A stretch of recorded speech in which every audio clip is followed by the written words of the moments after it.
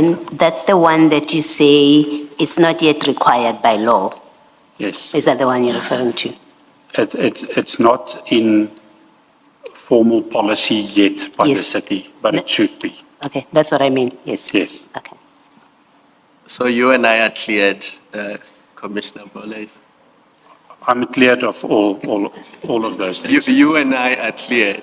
Both of us, yes, we are clear. Yes, Commissioner. So maybe the rest of the room must leave now. Commissioner Bolhayes, are you aware of any steps or measures that the city has taken, at least in future, to ensure that this vetting is not an issue, or it's not raised as an issue by the incumbent officials? Yes. As indicated in adverts now, for senior positions, it is a requirement that you avail yourself for vetting. On lower positions, it would be for security clearance or to check for criminal records. Those adverts are public, it's public knowledge, you would see that. So it's open to the public. And then the other portion that I just touched on, it is the job of the security committee, which has been established. Is it in full swing, full working? I'm not 100% sure. I'm not 100% sure of the doings of the security committee at the moment, but they do sit from time to time. And part of their function would be to advise the city to put in policy in place that certain levels and certain positions, depending on the type of position and what you do, what's your functionality in those positions. For an example, if you work in the finance office or the supply chain management processes, you should be properly vetted. Properly vetted, and then also senior management, whatever is deemed senior, and then you can get different types of vetting. Not everyone will be vetted top secret. In my capacity, I need top secret. Another person in another position in senior management might only need secret or something like that. Thank you, Commissioner. You don't have to mention the names. I think those who will come will ask them the same question. And if there are reasons why they haven't been vetted, they will explain themselves. Can we then move on to the next topic, which is your responsibilities as the Deputy Chief of Police? That will be at paragraph 5 of your statement. Thank you, Commissioners. Responsibilities as a Deputy Chief of Police, paragraph 5. As the Deputy Chief Training and Innovation, I'm mainly responsible for the Team PD Academy, where we train Metro Police officers, traffic wardens, other officials, as per our academy curriculum. I am further responsible for police innovation, which include research, analytics, and information management for the department. Paragraph 6. Additional to the above position, I am also responsible for the work and functioning of the staff officer, which you might know it as a chief of staff, but it's a semi-military terminology. Staff officer or chief of staff to the chief of police. I fulfill that role because the position is vacant at the moment. The position is currently on a brigadier level on the approved structure. Paragraph 7. My responsibilities here include: 1. Although the position on the approved structure is on a brigadier level, I am functioning on a deputy chief level. 2. Oversight on the office of the Chief of Police. 3. Strategic level coordination within the department. 4. High level administration. 5. High level IGR, specifically with Gauteng Government, SALGA, SAPS, et al. 6. Drafting of specific departmental documents such as SOPs, directives, official letters for internal, which is the city, and external purposes. 7, represent the Chief of Police at EXCO, MACO, Section 79 committees, high-level external meetings, forums, and/or events. Paragraph 8. Commissioner, before you go there, can you just inform the Commission, this position of Chief of Staff, how long has it been vacant for? Do you know? This position has been vacant for a very long time. Previously, I acted in this position officially, but then it was on a deputy chief level.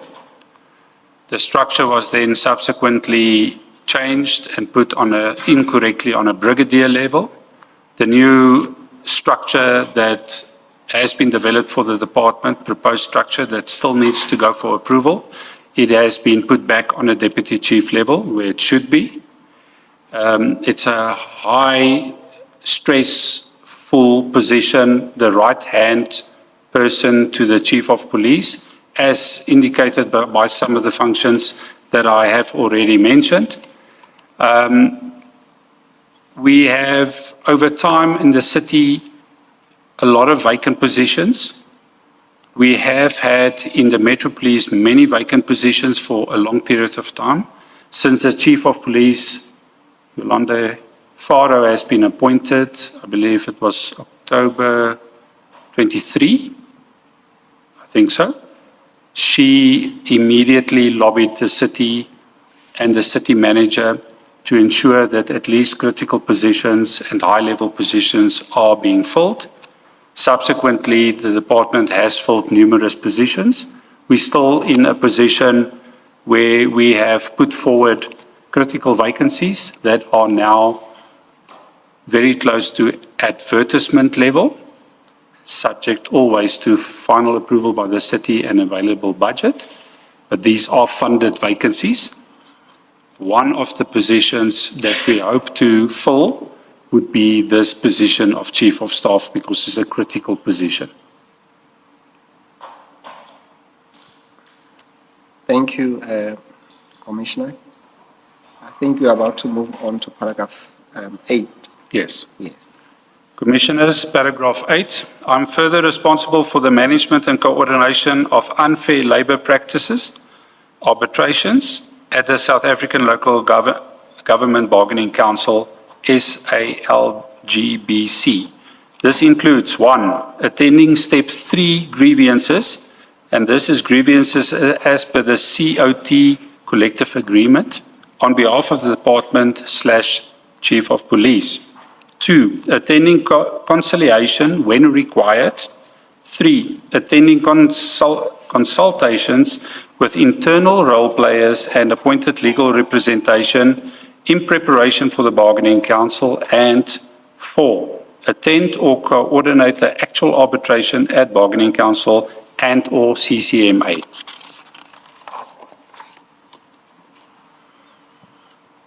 Thank you, Commissioner. Can we move on then to the next topic, Yes. which involves your further responsibility again?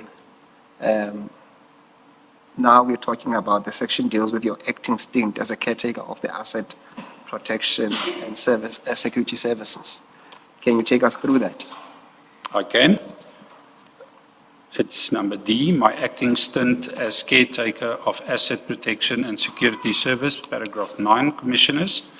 I was the caretaker for asset protection and security services, known as APSS, for the period 1 July 2024 to 28 February 2025, as the divisional head, in brackets, deputy chief post was vacant.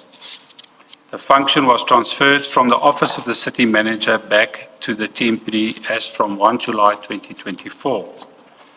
Paragraph 10. This position was ultimately taken up by the appointed Deputy Chief Revo Spies on 1 March 2025. Paragraph 11.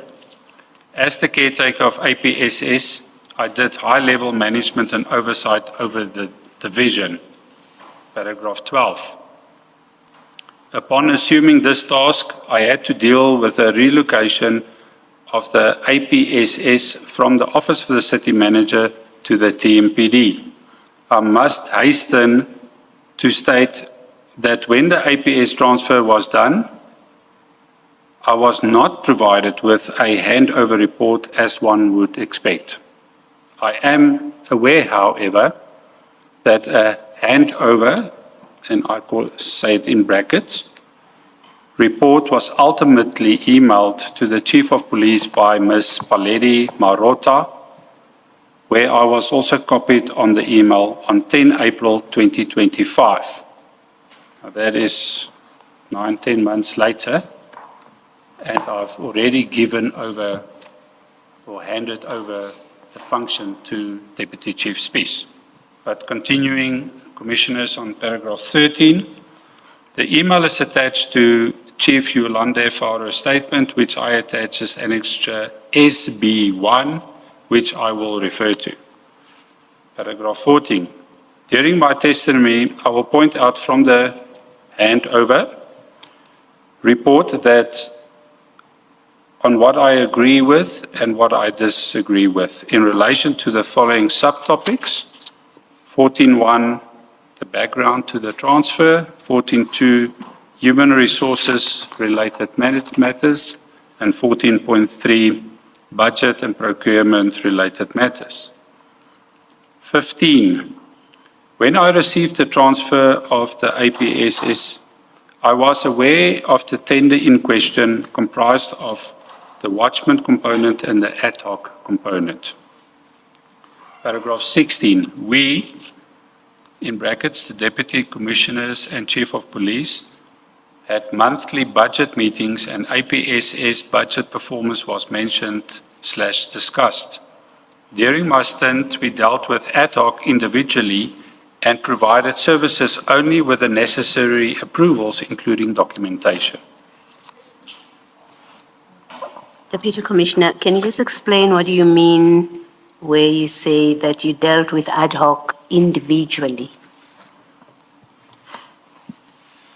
As the tenders, Commissioners, make provision for ad hoc services, we would receive a request from a service delivery department that they need security services at a specific place, which is not part and parcel of the normal day-to-day, week-to-week, month-to-month deployment. Then we would assess that request, basically by doing a security assessment to review the situation to determine whether this is a legitimate request. And then we must sort out the budget thereof. You will find later, and I think it was also mentioned by Deputy Commissioner Spies and the Chief of Police, Ms. Faro, that we were on a continuous basis under budgeted for the function. So the yearly budget allocated on a regular basis for security services were not sufficient. So it would have been improper for us to approve any ad hoc site without looking into it.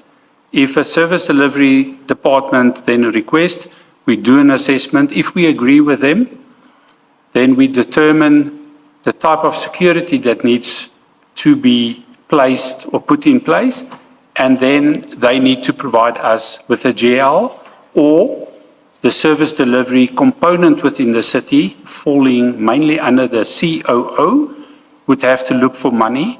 Last resort would be to approach the CFO to ensure that there is money for this, whether it will be available immediately or whether that will be adjusted during the budget process from implementing an approved budget right through upliftment of funds, right through the adjustment budget, so that at the end of the year your books balance and you don't sit with unauthorized expenditure. So that's how myself and the Chief of Police dealt with ad hoc sites in that manner. Yeah, just so I understand properly. So you have a budget for watchmen services, I think that's what it's called. That's what's We allocated. call it Watchman services for the security services, yes. So you've got that budget. Does that budget also serve the ad hoc appointments, or are ad hoc appointments funded by the service units or your clients, basically? If the, Madam Commissioner, if the budget is sufficient, which it was never, and that's clear in our financial planning and statements of the city, then it would have covered ad hoc as well. But due to the limited funds available for a financial year, if it's not an ad hoc service that has already been identified and has then become almost a semi-permanent situation, then no, you would not have funds available in that budget. You would have to look for additional funds, as I have already explained. That is how it was.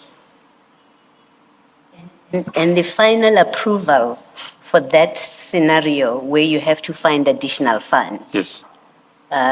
Because this is not one of those that have almost become permanent now. Where does it lie? Does it lie with the CFO, or it lies in the TMPD, the final approval of that kind of request? Such final approval will not lie within the TMPD unless it is covered with the approved budget. The Chief of Police, in her position as the group head or the head of the department, has certain authorities under whether it's automatically delegated per legislation or procedure and protocol, or whether it's purely from the MFMA. So she can manage her own budget that's been approved and allocated. So if it falls without that budget, there's a process where we, like I'll use the example of upliftment of funds. A document is drafted by the department, recommended by the Chief of Police. Then it goes through the processes recommended by the CFO, and it's finally approved by the accounting officer, which is the city manager. So in such cases, the city manager would sign off on upliftment of funds. The CFO, I'm not 100% sure to where his authority stretches, but I do believe he has the authority, in our case it's a he, Mr. Manisi, has the authority, and I speak under correction, to work within the budget that has been approved for the city. He can allocate and reallocate certain funding. Whether all of that must be signed off by the city manager or not, I'm not sure. Thank you. Can you please go back to paragraph 11 of your statement and just clarify that? And please also explain to us, what is the size of the APSS? How many people are in that division? And who has authority in relation to signing of documents? Like, for example, if an invoice comes in from a security company, who authorizes it for approval? And also who has authority in terms of issuing of work or additional sites or ad hoc security services that have to be provided? Because when you say, I did high-level management and oversight, it can mean different things to many people. So just explain it the way you understand it. Noted, Commissioner. I can elaborate on that. What is meant by high-level management oversight over the division, I'm sure you would appreciate from my testimony already given, I have a full-time job position as Deputy Chief Training and Innovation, which is a full-time position. Then I've got another full-time job as the Chief of Staff. Then I've got a part-time job in coordinating Step 3